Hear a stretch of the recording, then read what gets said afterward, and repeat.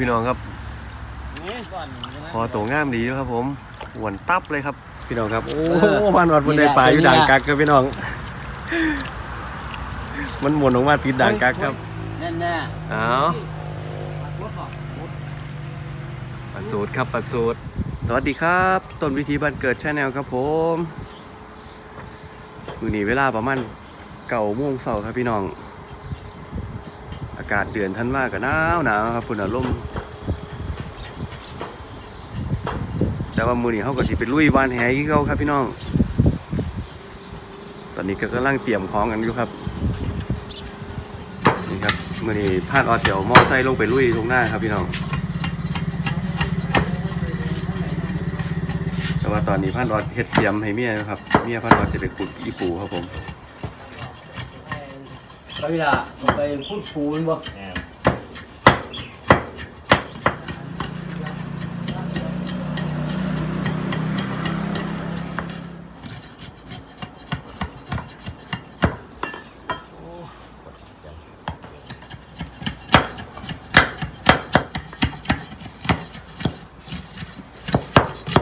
ต่อไปเสียมกับโอ้ผ่านศึกมาอย่างโชคช่วงแล้วครับผมคงไม่ฝัดผมในปากกันครับ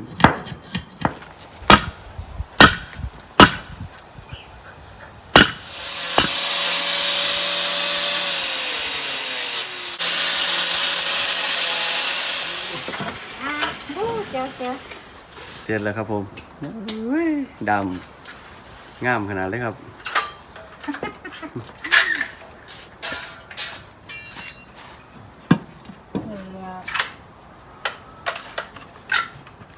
ตอนนี้ผ้าเนียดออกมานำหัวหน้าใหญ่แล้วครับพี่น้องอันยังล่ะนั่งไอ้บ่น้ำเลยนี่หมู่บ้านประมาณมันบ่ครับข้าเจ้าบ่น้ำเลยไอ้นั่งบ่น้ำเลย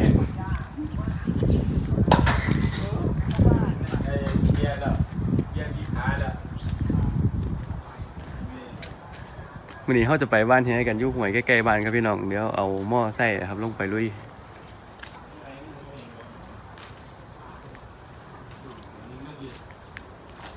แต่ว่าอากาศคือหนาวใช่เนาะพี่น้องสิวันเฮียได้พ่อ3 เที่ยวบ่เนาะครับสองดังเลยบ่พี่อยู่นี่มื้อนี้ผ่านเพจไปน้ำห้องบ่ครับผ่านเน็ตบ่ผ่านเพจเราไปทำงานโอ้ต้องงานเขาเนาะครับเนาะตอนนี้ก็พร้อมออกเดินทางแล้วครับพี่น้อง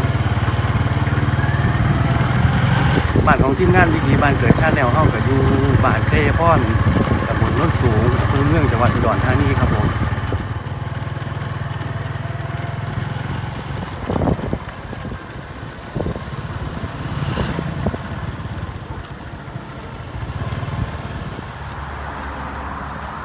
นี่ครับพี่น้องหวยที่เฮาจะมาวานแหมื้อนี้ครับ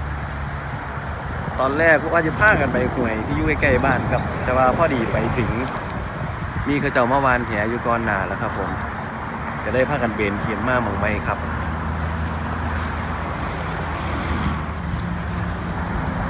มื้อนี้ทีมงานเฮามา3 คนครับพี่น้องเพราะว่าช่วงนี้นายพรานของเฮากับพากันติดงานครับผม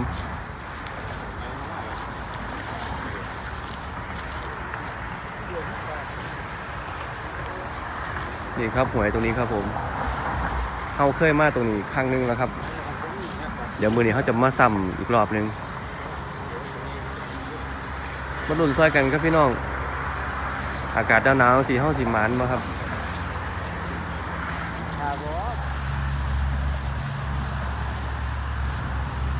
นี่ครับพี่น้อง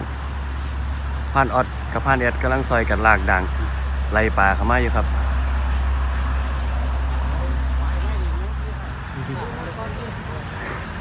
อยากเลิกอยู่ครับบางนี่จะมาชีดเบ็ดบ่ตัดหญ้าโอ้อยากเลิกไปไหนแค่ผมฟูอากาศหนาวดีครับพี่น้องมื้อนี้ผ่านเฮาสิไหวบ่ครับผมหนาวไม่หนาวดิ แต่ว่าแดดก็ออกดีอยู่ครับพี่น้อง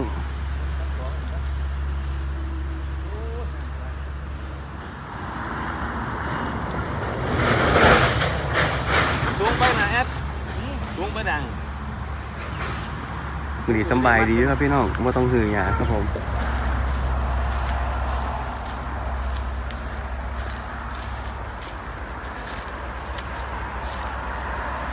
นี่เป็นอีกฝากหนึงของห้วยครับ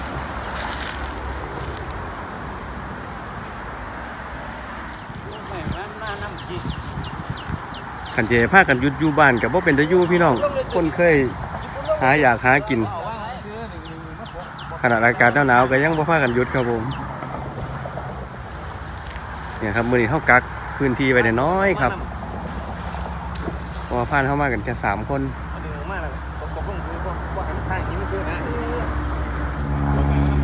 แค่นี้ก็ขอบคุณวีคุณน้องที่เขามารับชมคลิปของทีมงานวิถีบ้านเกิดChannelด้วยครับขอบคุณที่กดไลค์กดแชร์กดติดตามเป็นกำลังใจให้ทีมงานเฮากับพยายามสรรหาเฮ็ดคลิปดีๆให้พี่น้องได้เบิ่งได้ชมกันล่ะครับแต่ว่าส่วนหลายเฮาก็จะไปหากินตามธรรมชาติครับผมซึ่งป่ามันก็อาจจะบ่ค่อยหลายครับก็มีมือใดแน่บ่ได้แน่มันแน่บ่มันแน่ครับตอนนี้พื้นที่เฮาพร้อมแล้วครับพี่น้องนายพรานเฮากำลังจัดแจงเตรียมแหเตรียมอุปกรณ์ด้วยครับป่ากับมีบอนด้วยครับนะครับ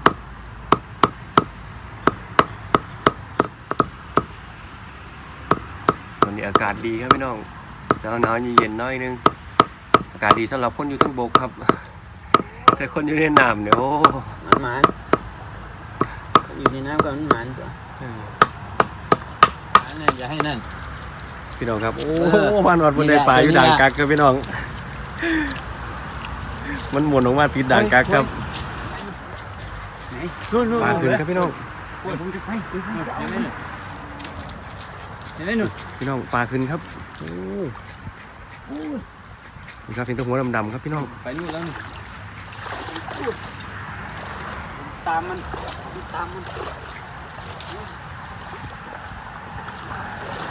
อะไรปลาขาวหรือปลากัดปลาคอยปลาอะไรนี่ก็เบิ่งผ่านแอดพันธิวานเอาปลาตัวนี้ครับพี่น้องเอาแม่ไม่เห็นไหมน่ะนั่นน่ะตัวมันเล็กกว่า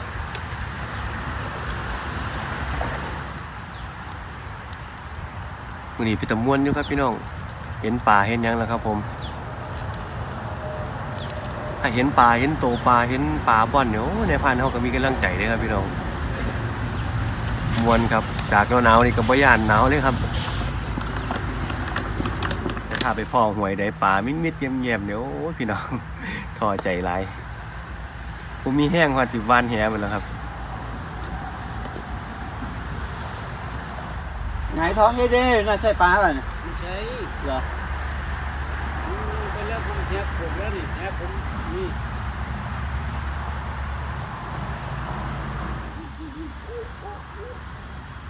โอ้พี่น้องขึ้นอยู่ใกล้นี่ครับ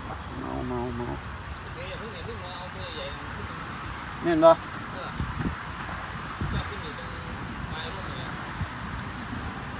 เมื่อกี้ปลาขึ้นอยู่ใกล้กล่องเลยครับพี่น้องไปลบนี่ปะ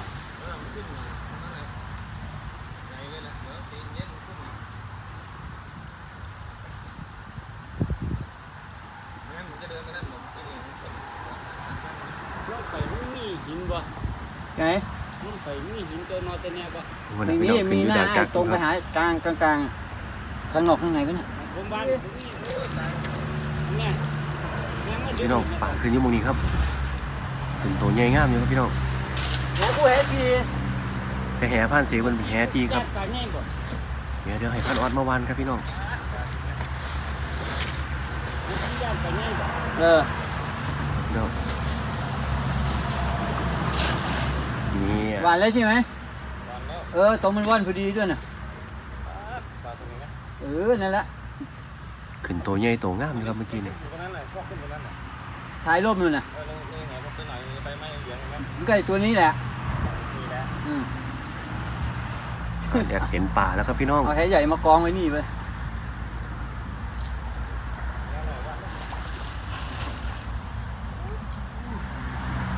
โอ้พี่น้องทันแล้วครับผ่านแอดครับผมโอ้งุ่มหมูป่าที่มันมาติดด่างกักครับพี่น้องเด็กน้อย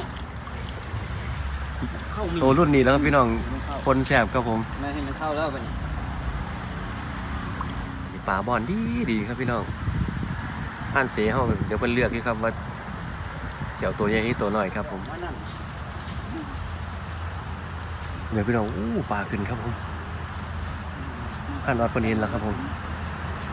ตรงนี้ปลาข้อน้อยปลาขาวบอนขึ้นดีครับนะดีครับพี่น้อง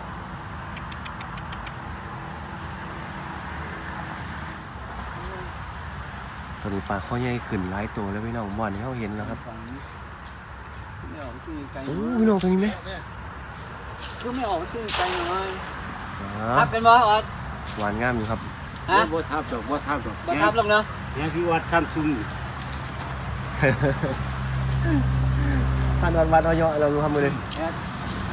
มีคุณพูกเลย ไม่บาดลงไปนู่น โอ้แผลไอ้แผลมันแผลนั่นแผลมันน้อย ป่าบอนอยู่ตรงกลางดีครับพี่น้อง รอยหัวก็ไป ตรงนี้พี่น้องผ่านวัดปนินป่าบอนแล้วครับมาลุ้นกันต่อครับผม ตอนนี้ผ่านเท่ากำลังจอบมึงป่าบอนอยู่ครับป่ากระบอนดึกขึ้นดีเดี๋ยวครับพี่น้องเห็นตอนได้ผ่านเท่ามันอยู่เดี๋ยวครับมือนี้ผ่านอดจิตลุ่งงุ่มแหครับพี่น้องมาลุ้นด้วยกันครับผม รู้ไหมคนไม่หนาวรู้ไหมติดปลาใหญ่ว่ะ เห็นป่าใหญ่บอนมีกำลังใจครับพี่น้องลืมหนาวเลยครับ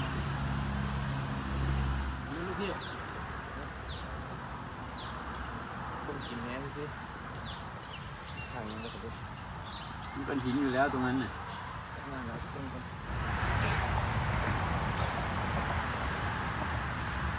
อุ้ยผ่านวัดเท่ามุดน้ำเก่งขนาดเลยพี่น้องน้ำท่วมหัวมันนี่ครับ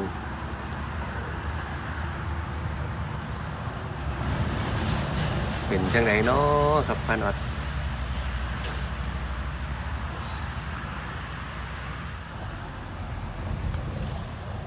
เอามันมุดไปมุดมาอยู่ครับพี่น้อง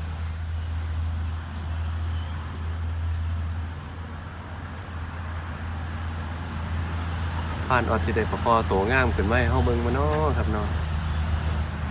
เอาไม่ใส่หน่อยนั่นเนี่ย เอาก็ยังดีครับพี่น้องก็ยังถือว่าบ่ฟ้าวครับผม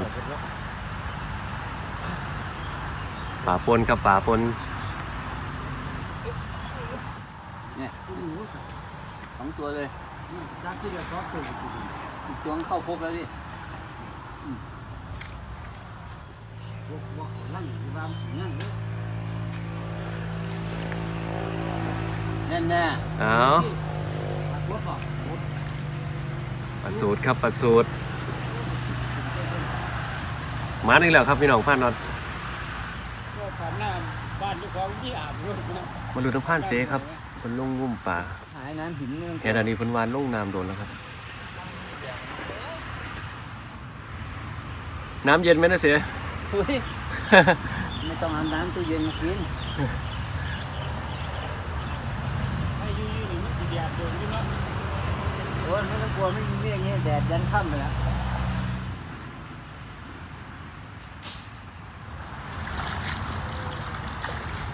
ผ่านแอดลงไปมุดน้ำแล้วครับพี่น้อง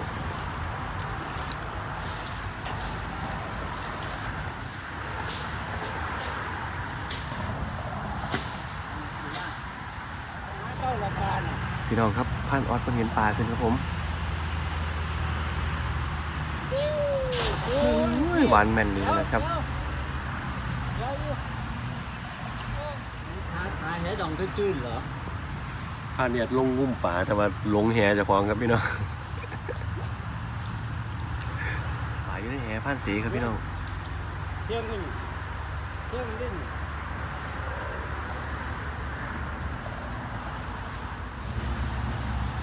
โอ้พี่น้องครับ นี่ก่อนใช่ไหม คอโตงามดีอยู่ครับผมอ้วนตับเลยครับคอโตอ้วนตับเลยพี่น้องโอ้โตงามครับโตงาม เด็ดเลย มื้อน่ะ โอ้พี่น้องปลาคอโดดครับผม มาไม่เนี่ย ไปบรรลุกันต่อครับพี่น้องในพานห้องแถวบ่อยากลงน้ำแล้วครับหนาวครับ ลงคือเก่า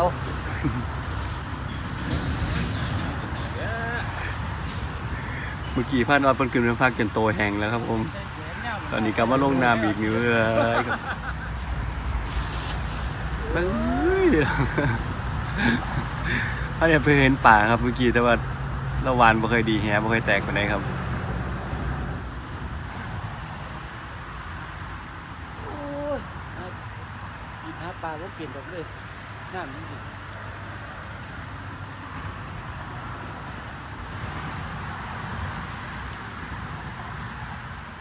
เห็นไหม โอ้ยเมื่อกี้ป่าขึ้นต้นหนากล้องเลยครับพี่น้อง บ่เห็นปลาเพิ่นดิ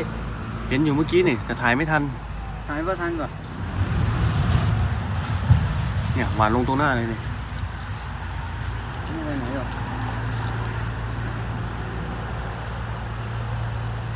มันเต็มหัวใจนะมันอยู่ในแหไงเดี๋ยวเราไปหาไม่เจอ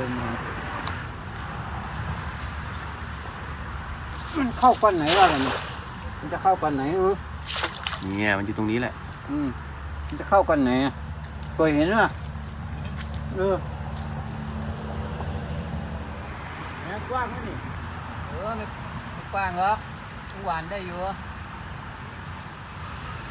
มันจะมาสักหน่อย หลุดน้ำพาดออดครับพี่น้องสิได้ปลาปะครับรอบนี้พันแดดเพิ่นเห็นปลาแล้วครับฮึบ ทางกระทบแล้วผมอ่ะ พาดอดคานไก่สั้นแล้วครับพี่น้อง ลงไปเถอะนะตีล่างก็แก่อยู่แค่นั้นแหละนี้เป็นเก่งว่าดีก็ยังชิ้นใหญ่ดัง ฮึบ ลงก็ได้เนาะ เดี๋ยวไม่ลงได้ครับ อย่างที่ออกมึงนี่ละ นี่บางคนนี่บอลมันนี่ อย่างที่ออกมึงนี่ละเพราะว่ามันเป็นข้างนึงนะมันโอ้มันเป็นมันเกิดนะ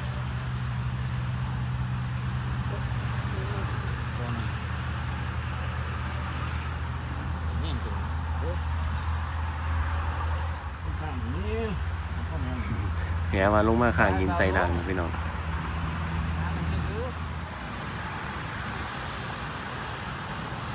ปลาคือดีแล้วครับพี่น้องปลาก็ขึ้นดีอยู่เลยครับ แต่ว่าวานลงไปเอามันบ่ได้ไหมครับ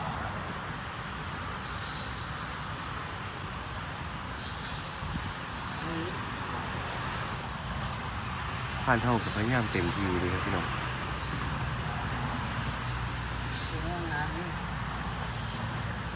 ขึ้นขยบมาอีกสักหน่อยไม่ได้นะ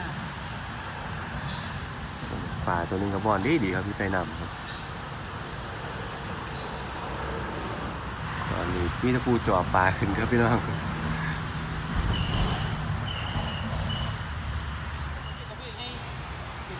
อ๋อพันแอดน่ะกินไปวานก้อนหมูครับพี่น้องขึ้นบุ๋ยวันนึงครับพี่เมื่อกี้นี่ หมาเลย หวานงามครับหมานเด้อครับเด้อพันแอดพันหมานเด้อ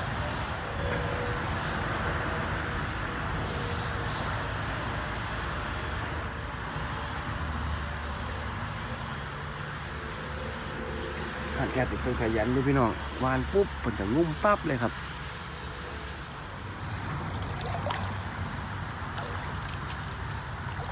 ผ่านเซเพิ่นเห็นป่าบอลครับพี่น้อง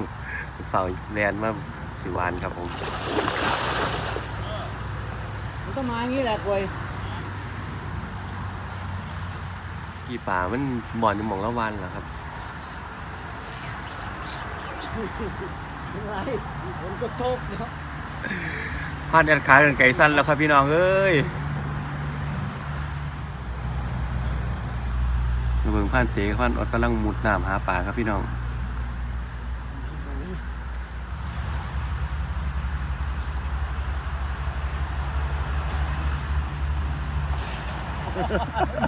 ไปลงไปยากมึงเนี่ย ดึงป้อม โอ้ย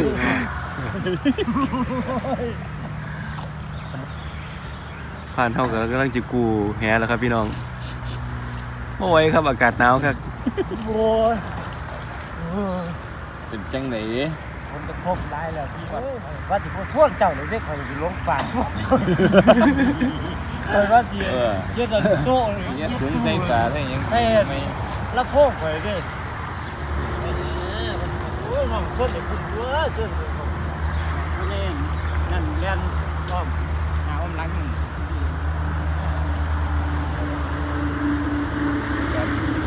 นี่โอ้ยลงมาเป็นดูลำแข็งเลย กาดีๆเคยมาแก่มือไหมครับผมมือหนีโอ้ยป่ากับบ่อนอยู่พี่น้องแต่ว่าอากาศมันหนาวครับมุดน้ำกันลำบาก ไม่ท่านก็ไม่ลงน้ำโอ้เป็นหนาวแข็งเป็นเจ็บเลยนะ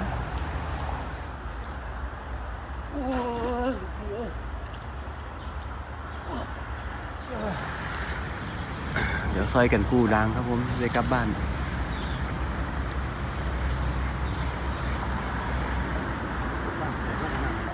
ตอนคำป่าก็ยังบ่อนขึ้นอยู่ครับวันนี้ผ่านห้องวานป่าบ่อนตั้งหลายตัวครับพี่น้องแต่ว่าวานลงไปกะบ่ได้มันครับผม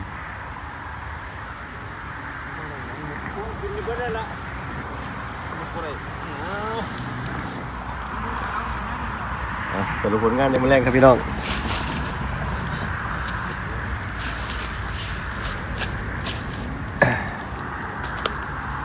พอได้แล้วแรงกันแล้วครับ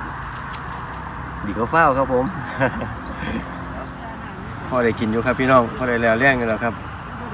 มือหนาค่อยแก่มือไหมครับมือนี้อากาศมันหนาวครับจังใดก็ขอบคุณพี่คุณน้องนะครับที่เขามารับชมคลิปของวิธีบ้านเกิดชาแนลของเรา